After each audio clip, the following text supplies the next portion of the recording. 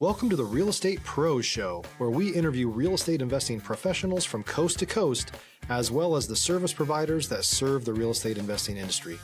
Our goal is simple: share what's working now to help you improve and scale your business to the next level and meet the pros that can help you get there. Real Estate Pros is powered by Investor Fuel, America's leader in helping real estate investors and professionals build the business you need to live the life you've always dreamed of. Let's start today's show.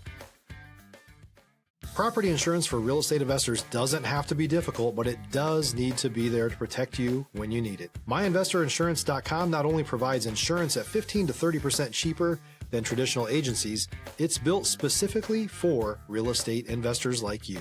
You can set up an account in about 2 minutes, get quotes on properties, turn on and turn off insurance for your fix and flip or rental properties in around 2 minutes without having to talk to anyone directly, all through our portal. There's no better way or faster way to make sure you've got the coverage you need to protect you, and no more lengthy policies either. Once you're set up, you're billed monthly and prorated by the day for however long your policy is active. It's powered by MSI, the third largest independent MGA, with 1.5 million customers and more than $1 billion in cumulative premiums written.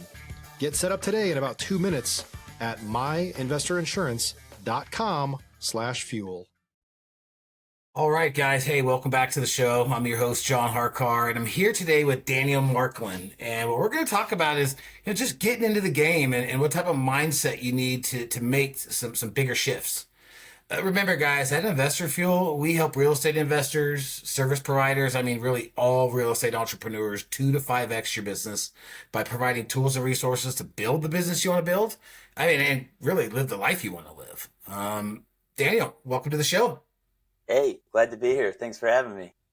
Yeah, I'm super excited to talk about your journey and some of the mindset things that, help people advance into bigger deals, bigger type of projects. But before we get into all that, tell our audience a little bit about you, kind of your background, how you got into real estate, and really what got you here.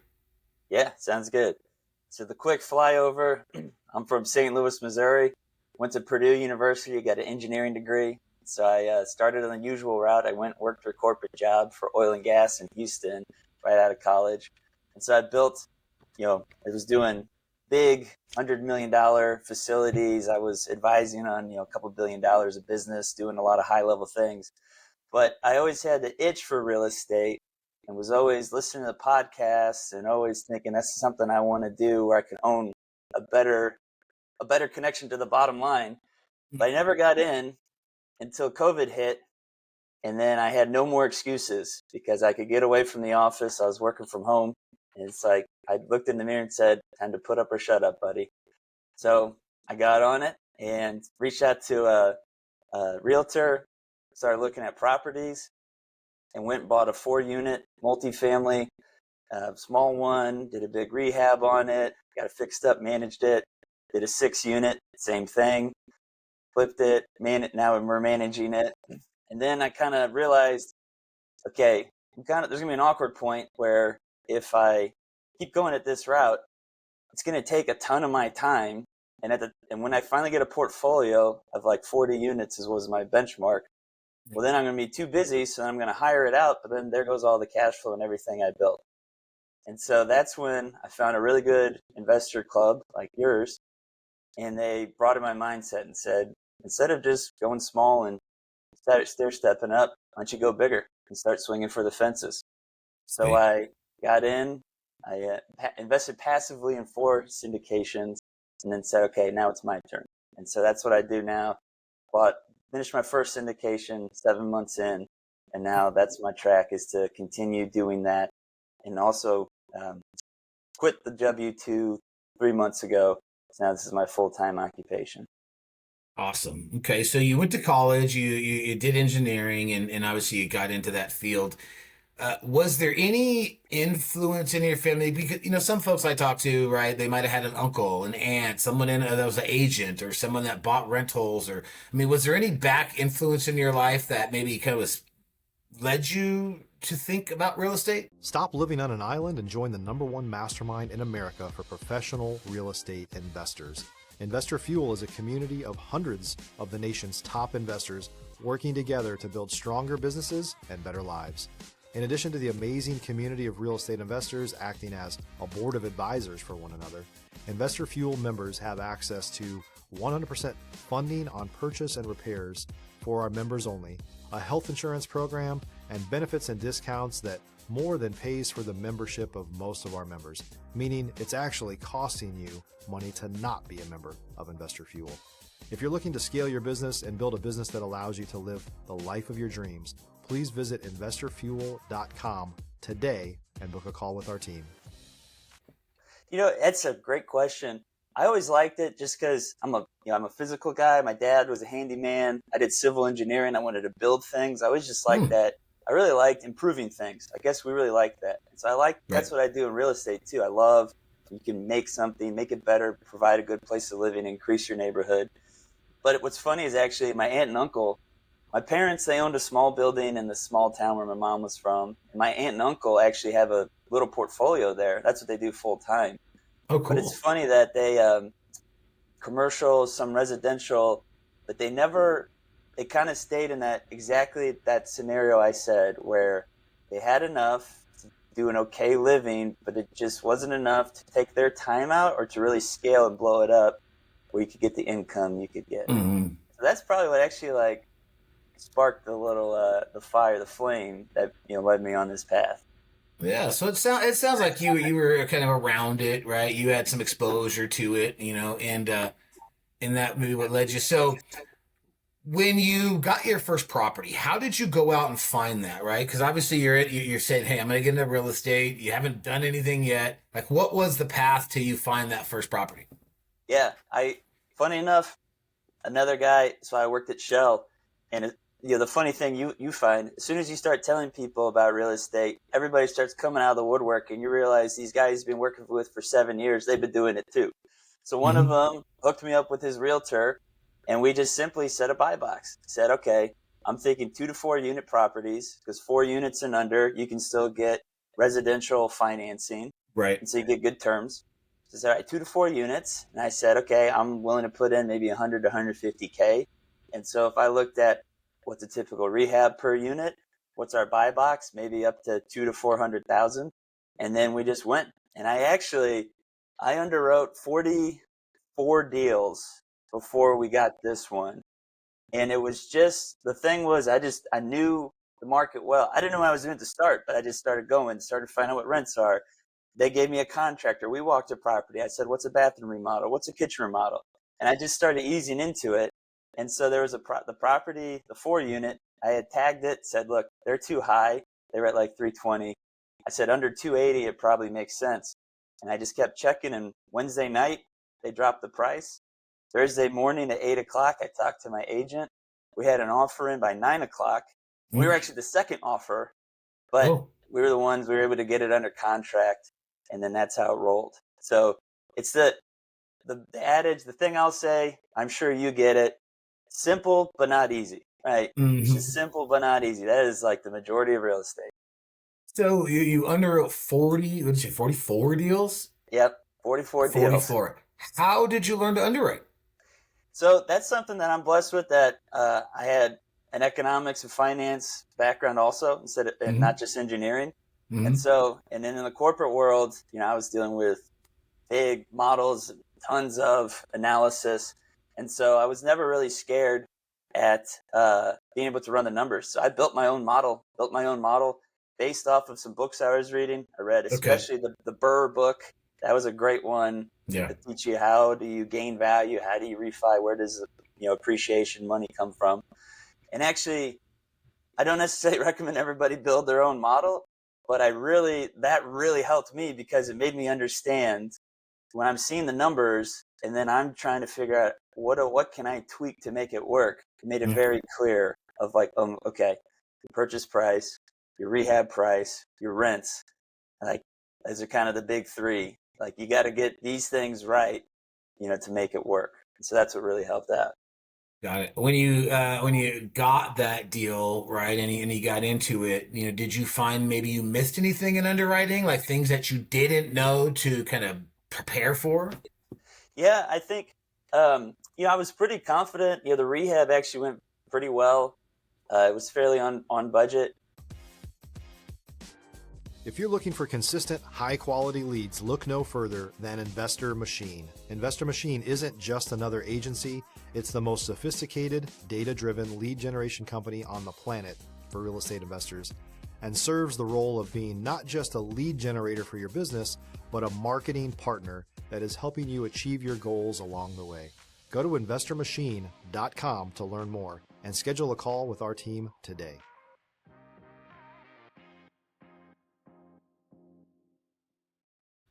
I'll tell you two things. The financing, I really didn't have any idea. I knew what I could do. I knew I could do hard money or potentially conventional, but it's not. It's like the whole point is how much deferred maintenance there is. And it's kind of very subjective. And I didn't secure the funding until Friday night at 4 p.m. on the last day of our option period, because I just kept calling around, and I had a hard money. I could do this. I just kept calling around. Right. And I found a local bank, Citibank, not the big one, a small one. And they had a loan product that fit perfectly. They gave a construction loan, interest only, 1 year, held it on their books for 5% interest. So it wasn't hard money. And the only caveat was you refi with them on the back end. So that was a big plus. I had no idea how to model that in. Right. And then the one other thing is just the rents. So again, I increased rents from $550 to $650, put the rehab in, and then I was listing it for about $1,000. And so I was using the metric of 1% rule. Actually, kind of works out. You got to get 1% bump. 1% of your rehab should be kind of what you're getting a bump in a monthly rent. So that was my thought. I had no idea. Theoretically, it should work, but I had no idea when I was listing it if there's a point where I was thinking, oh shoot, did I just shoot myself in the foot and just go way over here? You just gotta believe on it. Just know the market, know the comps, and just have faith in it. Was there any type of some folks might go out, and when they're going to go get the first deal, they're going to, have someone that's experienced, someone who's done deals, that they can bounce all the information off of, maybe learn from their mistakes. I mean, did you have anybody in your beginning that kind of helped you through those pieces? Yeah. Not as well as I should have. And now that I'm in a group like your group, that's a no-brainer. I mean, so I had my realtor, and him and his wife they have their own portfolio, and they're pretty decent, but they were more single family or short-term rental. And so I had enough support that they could help me with contractors, and he could be a sounding board and we can talk through, but he was not necessarily as in depth with the numbers and the BRRRR strategy on a small multifamily as I was. So that's definitely a learning to help with, but also I saw this as, look, this is a base hit. If it becomes a home run, cool. I thought in my mind, as long as I just break even with the stock market, then the only thing I've lost is my time and effort, which I would say is learning. So it's kind of a low bar if you're buying right for getting into real estate. Well, a base hit, you're still on base, right? Exactly. So you're still in the game. So after this first property, you went and bought more? Did you scale up to a bigger asset class? What did you do after that? Yeah, so I was thinking, look, I'll be the small multifamily king. I can do 2 to 4 units that I could just buy them all up in Houston, be good to go. Well, there was a 6-unit down the way, same thing, was on market, was not worth what it was, hung out there, dropped the price, and it was one of those, hey man, I mean, if it's there, it's there, so let's go. So did the 6-unit because it was just down the road and I knew the area. And so that's what I got into, did the same thing. The only difference is now you're in commercial financing. So I had to get a bank loan on it, not conventional financing. So that was a much different process, which was a great learning. But actually doing that, 5 units and above, it's relatively the same process as 100 units plus. The due diligence, the due diligence, the financing, the inspections, your contracts. I mean, it's all pretty much the same. And so I did that unknowingly, knowing that would springboard me to scaling. If you're a new or newer real estate investor looking to launch or grow your real estate investing business, please check out Investor Fuel Club. It's a coaching community, but unlike anything you've ever seen before. And you can actually partner with members of our mastermind from coast to coast on deals right in your market. There's no better opportunity to build a consistent business than to literally partner with pros to help you avoid costly mistakes, avoid the need for capital to do deals, and help you eliminate your fears as you're starting your business. Learn more about Investor Fuel Club at investorfuel.com/club. Perfect. What challenges, as you were growing and doing more, getting more deals, what kind of challenges or maybe mistakes or pitfalls did you run into in that growth process? Yeah, I think the biggest challenge is management. And I knew, again, I'm very good at systems and processes and had plenty of I had all the I went to Bigger Pockets and bought their lease packages and, bought the notices and all that stuff. And, but it's just, learning through the management piece was huge, especially around marketing and leasing, because that's the biggest part where you can waste your time, knowing where high value leads are. So you're not just qualifying. Like a great example, I put 4 rent signs out, but I put ones out that had my number on it that were not near the property. So people were calling me not having seen the property. And so I'm wasting my time fielding calls from, whatever. So I thought, okay, instead of doing that, I'm still putting those rent signs out, but I'm putting arrows. And the only one that's got my number is in front of my property. So there therefore, you go. If they're calling me, they at least have seen the property. So that's a great nugget right there. Yeah, it's stuff like that where you just think like, okay, dollar productive activities, right? What's the best use of your time? And so I got really tight on the systems. And then the big help was actually last year. So I had hired a virtual assistant full-time in the Philippines. And now he's kind of like running the show. And I'm only needing to be there to help him out, make a few decisions. Or really, my biggest heartburn now is the physical time when I got to go show and lease a unit.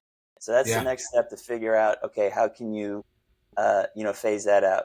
It's just, that's the part on the scale where right now I got 2 of the units are vacant. We're just turning a tenant over. That's probably $2,000 a month. So that's kind of big, but the value I could make on an apartment syndication is more than that. And so I'm in a dilemma where even though that's still substantial, it's still a hard drain on your time. And that's like the really hard part. You got to own up to valuing your time, setting the processes where you're not stepping over dollars to pick up pennies, essentially. That's like the dilemma. Got it. Let's talk about what does your business look like now? I mean, are you still focusing on the small multifamily? Have you scaled up to, because I know we talked about, syndications and some of that stuff. So kind of tell us where you're at now with your business. Yeah. So right now it's my primary focus is large multifamily. And so bought an 80 unit property last year, syndicated it, raised just over $2 million, got about 30 investors or so. And so we're about 8 months in, but we're stabilized. We're actually just about this month hitting the targets we need, starting distributions. And so we still have a little bit more to fully get it over the hump. But that's where my focus has been. And now it's then growing and buying more larger apartments. So it's all income based. Once you get above 70 or 80 units, typically then you can support full-time manager and full-time maintenance staff on site. So that's like my bare minimum threshold. And so I'm really looking 100, 150 unit C, B class apartments around the Houston area right now. Got it. Have you grown your team? As you're building this, have you added more people to your team, or I mean, is it still just you and in this VA? Yeah, right now it's just me and the VA and then my staff on site at the property. Okay. And the way I'll see it is at 2 properties, it's still kind of tight. I mean, but it's still manageable with myself and with this being my full time, technically being like a regional manager, if you will, if I was a management company, it's still very manageable. And then once I get to 3 properties, that's big enough that the excess cash I would make from the 3rd property, I can use that to hire a regional manager. And then the 4th property, that excess cash I can use to hire investor relations. And so just keep going that my cash flow might plateau, my net worth, the value appreciation will still grow, but then my time is going to be freed up. So that's how I'm viewing it, at least right now. Got it. Okay. Well, how come you never did single family? How come you went straight into the multi and then, obviously bigger units? Yeah, I think I just wanted to start bigger, even though 4 isn't that big. The first lender I talked to, I said, yeah, I'm looking, I think, a 4 unit. He said, oh, he goes, you're swinging for the fences. I thought, yeah, man, it's not that scary. And it's really, I talked to a syndicator. He told me, he was ex oil and gas. And he said, Dan, he said, real estate is a sophisticated business run by unsophisticated people. True. And I thought, okay. That's truth.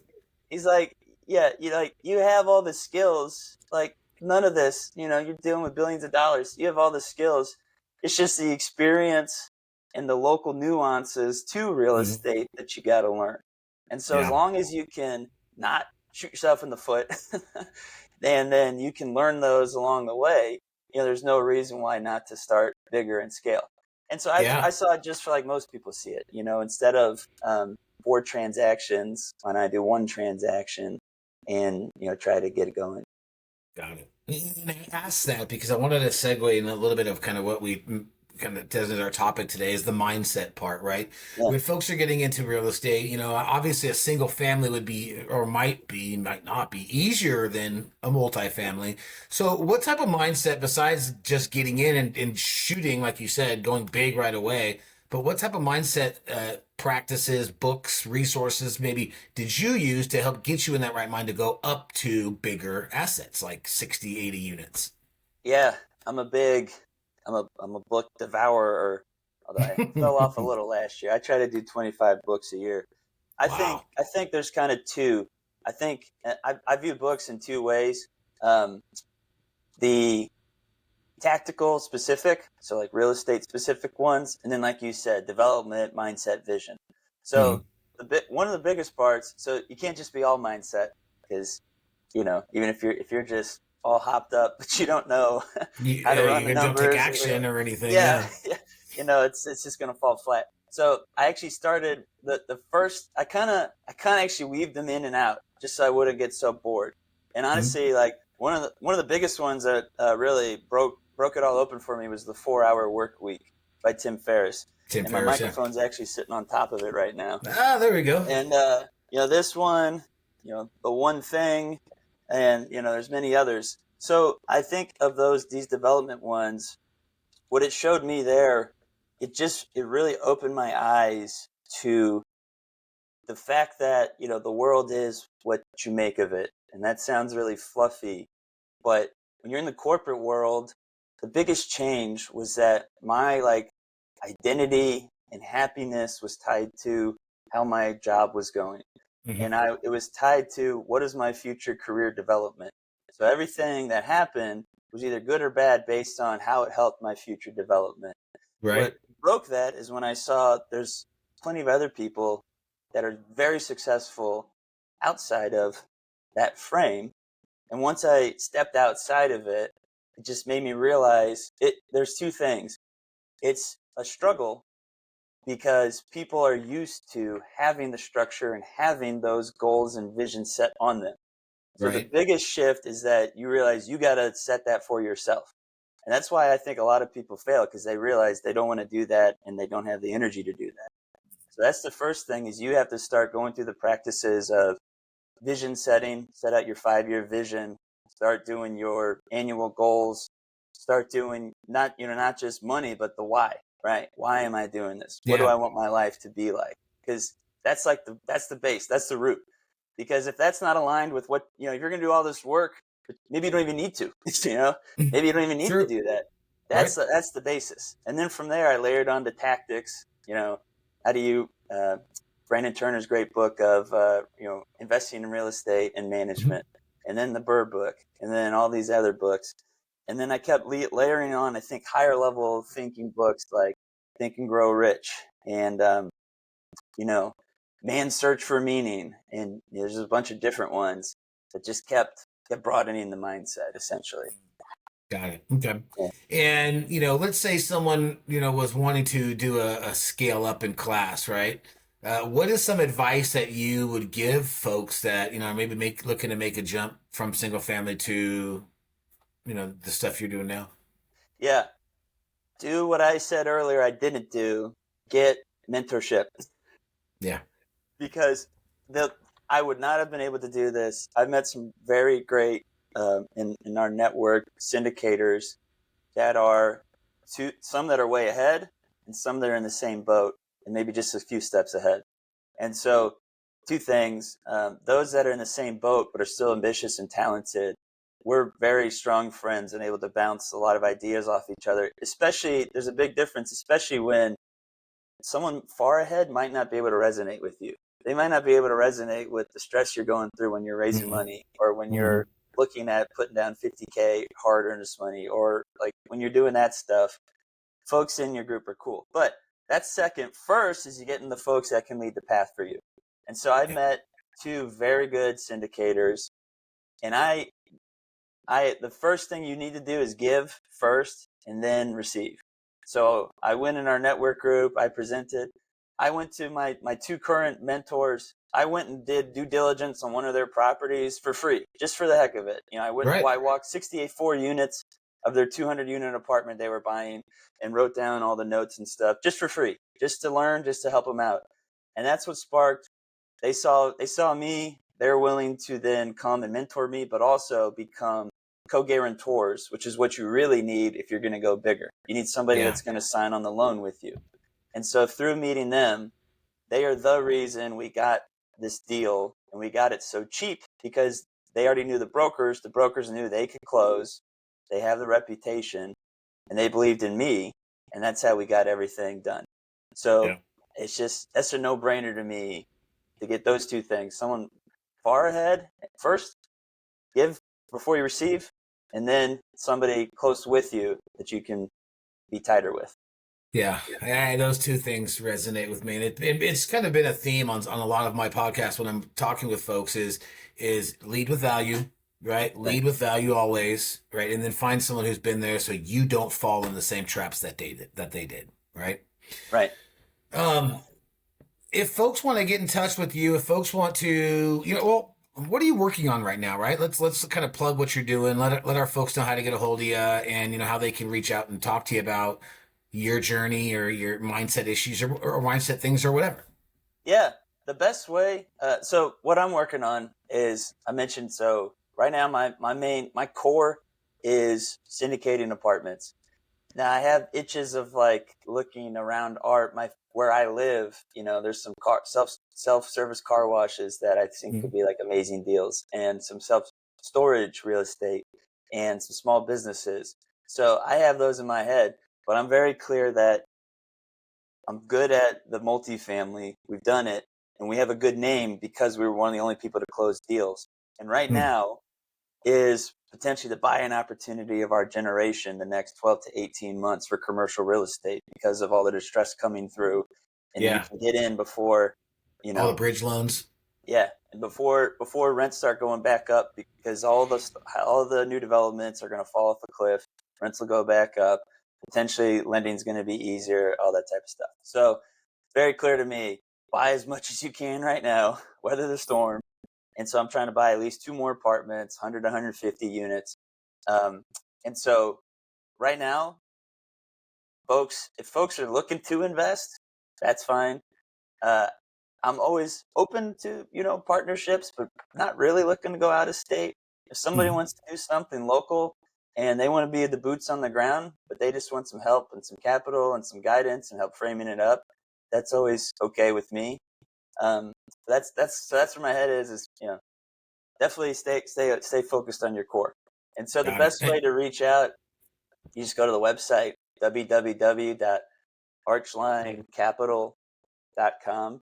My contact info is there. Our investor portal's there, but you have my Calendly links there where folks can set up a call and we can talk further. And then on there, you can also, go follow the social media. That's something that I need to grow and will grow. but it's on Facebook and Instagram. I'll be putting out some more content, pretty fun content, Cool. showing our properties, showing things we're doing. Nice. And we'll put all your contact information in the show notes. So anybody that wants to reach out, they'll be able to get in touch with you. Sure. Daniel, thank you for coming on the show. You dropped a lot of good nuggets. I think, two of the biggest powerful ones are what we talked about at the end. Lead with value and look for someone who's been where you're at. Guys, I hope you enjoyed the show. Daniel, thank you again for coming on, and we'll look forward to seeing you on the next one. Sounds Cheers. good. Thank you. Thanks, guys. Thanks for joining us for today's Real Estate Pros Show. You can learn more about the amazing benefits of the Investor Fuel Mastermind community, including surrounding yourself with hundreds of other rock stars, 100% financing for your deals, and members-only discounts from vendors you're likely already using that, as a member of Investor Fuel, will save you more than the cost of your membership. Visit investorfuel.com to learn more. If you're interested in joining us as a guest of this show, please visit investorfuel.com/pros to apply. You can also check the show notes for access to free resources, how to get access to world-class lead generation, and much more. Don't forget to subscribe so you never miss another episode. Have a great day. We'll see you on the next show.